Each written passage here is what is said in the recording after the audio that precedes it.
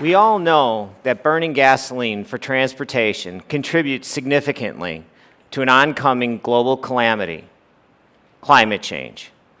We also know that switching to electric vehicles, or EVs, can improve the situation. And I bet all of you, like me, care about the environment, and most of you, like me, don't own an electric vehicle. I'm pretty confident about this because I know that electric vehicles make up less than 1% of all the automobiles on the road today. So unless there's a small fraction of a person out in the audience who owns an electric vehicle, I think this is a pretty safe assumption. Now, I have my reasons why I don't own an electric vehicle. I live in the city, I don't have a garage, so I can't charge at home. I don't like waiting longer than 3 minutes at a gas station to refuel. I like knowing I can go on long trips. I don't want to deal with the logistics of charging stations. And owning an electric vehicle right now seems as if I would be paying substantially more for significantly less. So, if some of my reasons are also some of your reasons why you don't have an electric vehicle, it doesn't bode well for the environment, because each one of those is a separate issue that is yet to be addressed. I've been a research scientist for over 13 years, and I have the luxury of imagining possible solutions long before most even get to consider them. In fact, every moment of the day I think of solutions. It's what I do. But every now and then, I get to experience the completely unexpected, and it is extremely refreshing. 7 years ago, I was having a series of conceptual conversations with a colleague of mine about her work in heat transfer nanofluids. To explain, a nanofluid is a fluid that has billions and billions of nanoparticles mixed into it, and these tiny particles can imbue their material properties into the fluid, and the fluid in turn can begin to exhibit the material behavior of the solid. My colleague was pumping her fluid across a hot surface, and the fluid would absorb the heat from this hot surface. And by measuring how the fluid would cool down, she could determine the effect the nanoparticles were having on the thermal efficiency of the fluid. She found in some cases that by adding the nanoparticles to her fluid, she could improve its thermal efficiency by 80%, which is a lot when you consider that industry typically fights for only 5% incremental improvements in a product's performance. And from her results, a question arose. If the nanofluid that she was testing was being pumped in her apparatus from a point A to a point B, and we know that heat is actually just a form of thermal energy, were there other forms of energy that could also be transported in this fashion? How about electrical energy storage and transport? Could that be transported from point A to point B in a nanofluid using nanoparticles made from rechargeable battery materials? So we formed a research group to investigate. Battery materials, regardless if they make up the positive side or the negative side, they experience a morphological change when they're charged and they're discharged. When you go home and you plug a battery into your charger, an electron is actually physically driven into the material at the atomic level. And the atoms in the material, they need to separate a little bit. They need to adjust to accommodate this electron. And one way that we can see this happening is by using X-rays. Sort of like X-raying your luggage at the airport to see the contents inside. But in our case, we needed to use a particle accelerator to generate the X-rays and use very specialized techniques to see what was happening at the atomic level. So, we wrote a series of experimental proposals to use one of the largest X-ray sources in the world, utilizing this exact type of experiment. And we began pumping our nanofluid with these rechargeable battery particles in it to see if, in fact, we could charge and discharge those particles, and we could. And using the X-rays, we were able to probe the process in real time, probe the system as it occurred. Well, this was a very exciting result, because previously I spoke of transporting thermal energy from point A to point B. But here, we were transporting electrical energy storage and transport in a fluid from point A to point B. And normally, when you're transporting electrical energy the way we know it, you do it in a wire. You don't do it in a fluid. There's something subtly unique about this concept. And then the unexpected happened. With every experiment to follow, we actively sought for areas for further development until the potential of liquid energy storage, it came into focus for us. I want everyone here to consider their cell phones. That inside are solid battery material, solid constructs. And they absorb energy and they extract energy thousands of times over and over and over, cycling back and forth throughout their entire useful life. Batteries store electrical energy. You all know this. There's nothing new there. But there are other types of battery outside of that familiar format. Here. This is a battery too. Even though we identify with those solid battery constructs that are in your cell phones, this is a bunch of lemons powering a clock. And you know, when life serves you lemons, you make a battery, right? There's another type of battery, and I'm just going to describe it for you. It's called a flow battery. And a flow battery is a type of battery that actually has these massive tree trunk size tanks. And one tank has got a positive fluid in it, and the other tank has a negative fluid in it. And there's a reaction chamber that basically sits between them. And depending on the way in which you flow it across this reaction chamber will determine whether it's going to store electrical energy or it's going to give up electrical energy. And it's utilized to minimize brownout scenarios. When everyone comes home in hot summer months, everyone turns on their air conditioner. Well, this sort of levelizes that, because if you don't use batteries in this fashion, you will waste a lot of energy because you'll get these brownout scenarios, and something has to compensate for it. Now, one reason you all aren't walking around with lemons in your pockets connected to your cell phones, or you're putting stationary storage flow batteries on the back of trailers hitched to your EVs, is they actually don't store a lot of energy. And it is only those batteries that you're familiar with that are in your cell phones that have the energy storage and the energy density to actually push an electric vehicle 240 miles per charge. So the question actually is can a format change from those solid battery materials into a liquid one do better? And if so, what could be accomplished? Now, I want to talk to you a little bit about gasoline. Gasoline functionally is an amazing thing. It is a high energy density liquid fuel, and it is transportable from point A to point B via flow and fuel pumps. It doesn't freeze. It's extremely high energy dense, and it's volatile.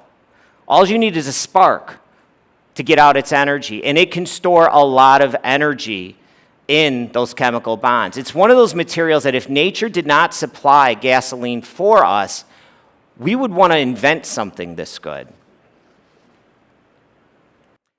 And just as electrical energy is transported from the generators to the grid, to the transformers, to the homes, to the outlets, gasoline is transported from oil rigs, refineries, pipelines, tanker cars, the gas station, and then to your pump. And the convenience of gasoline cannot be overstated. It is pumpable. It is flowable, and for these reasons, it occupies a huge space in the U.S. energy portfolio. Now you'll notice in the red section, 71% of petroleum goes towards transportation, specifically for those reasons I previously spoke of. It's functional.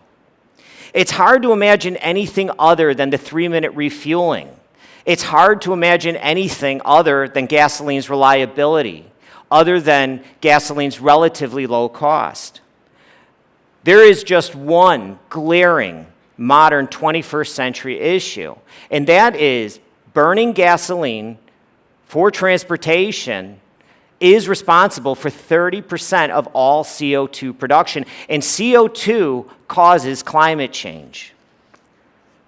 Now, someone could say, hey, just electrify transportation. You don't have to worry about burning petroleum anymore. And there's a few points I want to make here. The first is this. If we were to electrify transportation, you can see in the blue section that represents electricity generation. So most of the red would become blue. And what that means is you would be doubling up on the necessity to build more electricity generation. That means we would have to double up on the amount of coal plants that we presently use to generate the electricity. And burning coal produces 137% more CO2 than burning gasoline. So that doesn't help that much. Then there's the question of grid capacity. If everyone came home on a hot summer day, turned on their air conditioner, opened the refrigerator, popped the beer, turned on their TV, turned on the lights, and plugged their automobile, their electric vehicle in for recharging, you would have transformers that would be shutting down everywhere. Now, there is a proposed solution to this issue, and it goes something like this. If the electric vehicles are capable of talking to the meters at the home, and the meters at the home are capable of talking to the transformers, and the transformers can talk to the grid, then the grid can tell the automobile when it's most convenient for it to charge the automobile. You would no longer be free to just come home and plug your electric vehicle in to charge whenever it was convenient for you. This means, though, there would need to be more infrastructure, leading to more cost. And the other point I want to make is presently it takes 60 times longer to fully recharge an electric vehicle than it does the 3 minutes to refuel it right now. And that amount of time would be preclusive to meet the local demand in urban areas. The aggregate footprint to do that in an urban area would be massive. These are some of the issues related to simply electrifying transportation.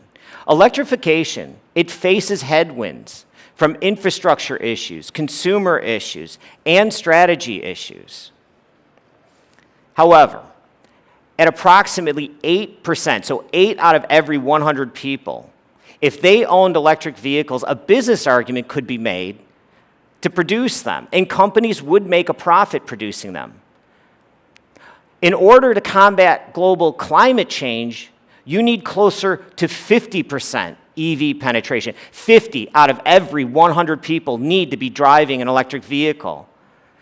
And generation sources need to be created and invented that don't burn fossil fuels in a way to transport energy that won't crash the grid. And urban areas can't be precluded because it takes so much longer to charge. Petroleum companies presently own the transportation market, and they're not simply going to give it up to the electric utilities. They're going to fight tooth and nail to keep their markets. And utility companies presently aren't positioned to take over anyways. But climate change, it doesn't care about any of this. It doesn't care about strategy issues. It doesn't care about infrastructure issues. It's just going to keep accelerating and keep going forward until the end.